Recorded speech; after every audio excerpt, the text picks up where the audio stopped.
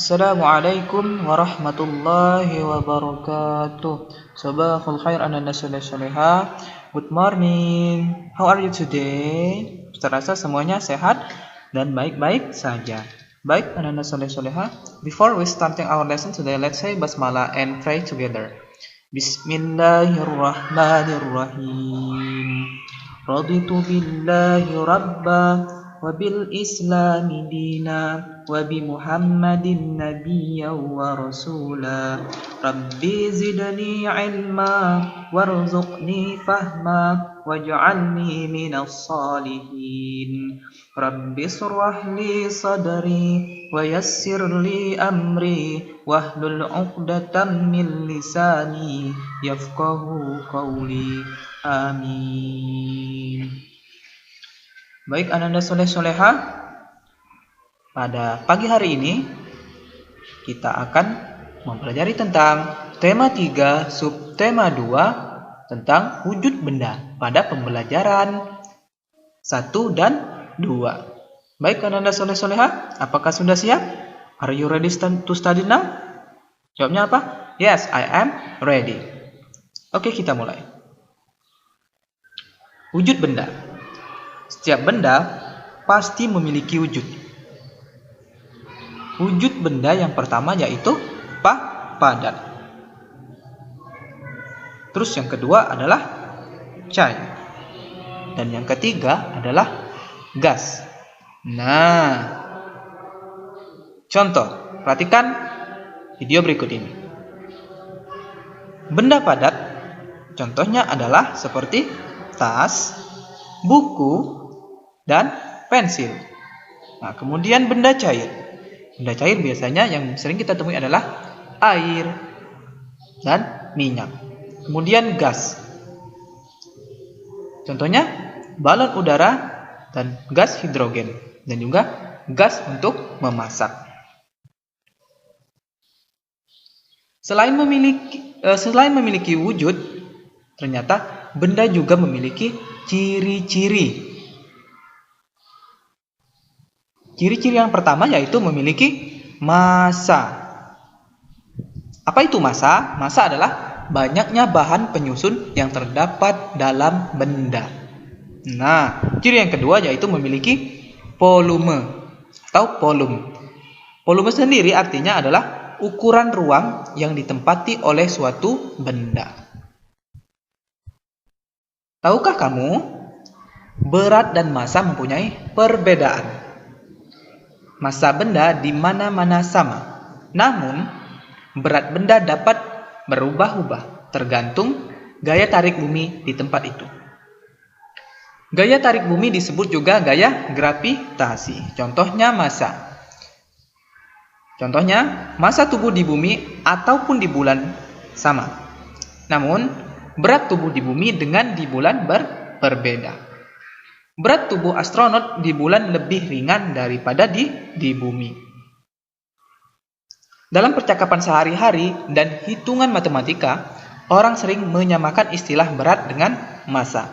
Seperti kita sering mendengar orang mengatakan, "Berapa beratmu?" Adapun yang benar, "Berapa massamu?" Yang diukur pada timbangan adalah massa, bukan berat. Namun, karena istilah berat sudah umum digunakan dalam bahasa sehari-hari, gravitasi di permukaan bumi relatif sama, sehingga penggunaan kata berat untuk menggantikan massa masih dibolehkan. Nah, berikut adalah alat ukur massa, yaitu timbangan. Baik itu timbangan elektronik ataupun timbangan manual. Ini dia. Nah, kemudian alat ukur volume, yaitu gelas ukur. Bisa juga berbentuk plastik ataupun kaca. Biasanya ditemukan pada laboratorium IPA. Mari berhitung. Nah, perhatikan denah jarak rumah Edo dan rumah nenek pada gambar berikut ini. Nah, bisa dilihat dari rumah Edo ke rumah nenek berjarak 5 km 300 meter.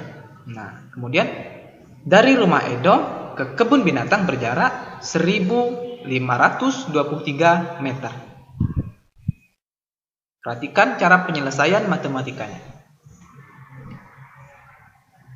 Ingat, 1 kilometer sama dengan 1000 meter. Berarti 1 kilometer sama dengan 1000 meter.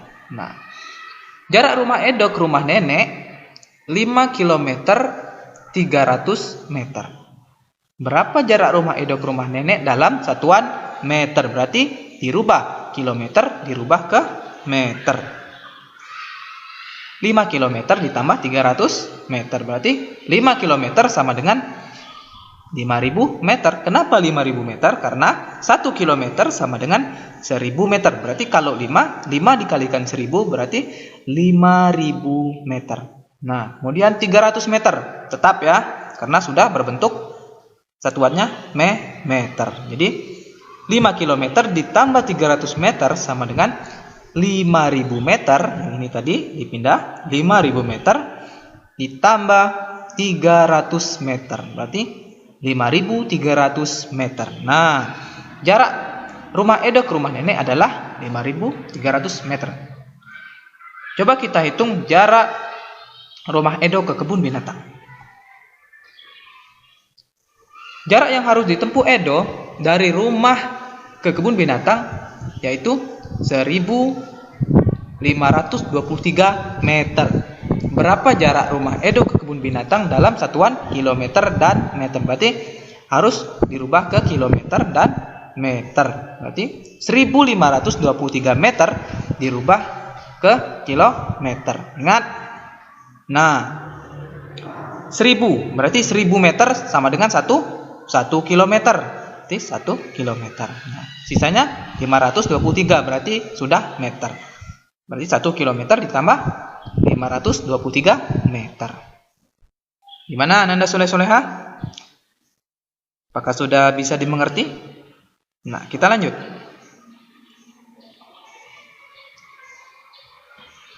Altimeter.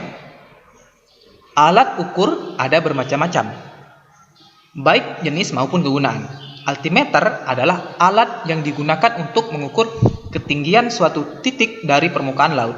Biasanya alat ini digunakan untuk mengukur tinggi pesawat saat terbang dari permukaan laut. Juga mengukur tinggi gunung dan hal lain yang berhubungan dengan ketinggian. Nah, altimeter ini bisa digunakan untuk mengukur tingginya pesawat yang sedang terbang dan tingginya gunung, bahkan bisa mengukur apapun yang berada di ketinggian. Lakukan gerakan berikut. Baik Ananda Soleh-Soleha, silakan lakukan gerakan yang pertama yang ada ketika Ananda Soleh-Soleha berada di rumah. Lakukan gerakan berikut ini. Pertama adalah gerak lambat. Silakan gerakkan badannya digoyang ke kanan dan ke kiri. Ya, nggak usah berputar. Gerakan ke kanan dan ke kiri dengan gerakan yang lambat. Kemudian lebih cepat. Nah, ke kiri kanannya lebih cepat.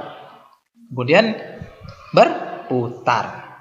Itu merupakan salah satu latihan gerakan tari atau gerakan lemah dan kuatnya pada tarian.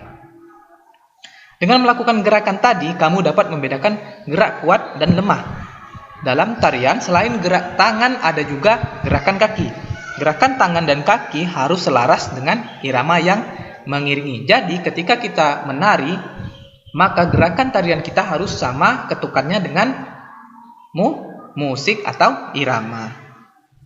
Baik, Ananda Soleh-Soleha. Nah, berikut adalah contoh latihan gerakan kaki. Nah, bisa dilakukan ini. Rapat, kemudian dibuka. Rapat, dihentak. Nah, terus seperti ini tampak depannya. Nah, ini tampak belakangnya ya. Itulah gerakan untuk latihan gerakan kaki. Ayo berolahraga. Nah, baik Ananda Soleh-Soleha, silakan di rumah lakukan gerakan berikut. Latihan pertama yaitu memantulkan bola kepada teman. Kemudian lakukan gerakan yang kedua yaitu memantulkan bola pada lantai. Nah, kemudian latihan yang ketiga yaitu memantulkan bola sambil berjalan. Ayo bercerita. Silakan disimak. Edo dan teman-teman berlatih memantulkan dan menangkap bola di sekolah. Ketika tengah asik berlatih, tiba-tiba Udin terjatuh. Kakinya sakit dan tidak dapat berdiri. Edo dan teman-teman melihat Udin kesakitan. Edo dan teman-teman segera menghentikan permainan. Kemudian, Edo dan Benny menolong Udin dengan memapahnya ke UKS. Apa itu UKS? UKS singkatan dari Unit Kesehatan Sekolah atau ruangan yang dikhususkan untuk anak atau siswa yang sedang sakit. Setelah diperiksa, ibu guru menduga kaki Udin terkilir. Oleh karena itu, kakinya perlu diperiksa ke dokter. Perbuatan Edo dan Benny menolong Udin sangatlah terpuji. Jadi, ketika ada teman yang sakit, Ananda Soleh-Soleha, silakan tolong temannya. Karena tolong menolong merupakan sifat terpuji. Apakah Ananda Soleh-Soleha mempunyai pengalaman menolong teman-teman atau orang lain? Tentunya punya dong. Ya, baik Ananda Soleh-Soleha. Ternyata sudah selesai pembelajaran kita pada pagi hari ini. Ingat, jaga kesehatannya, jangan lupa pakai masker, dan selalu cuci tangan, dan jangan lupa mandi meskipun berada di rumah. Baik Ananda Soleh-Soleha, mungkin hanya itu yang bisa Ustadz sampaikan. Ila liqa, wassalamualaikum warahmatullahi wabarakatuh.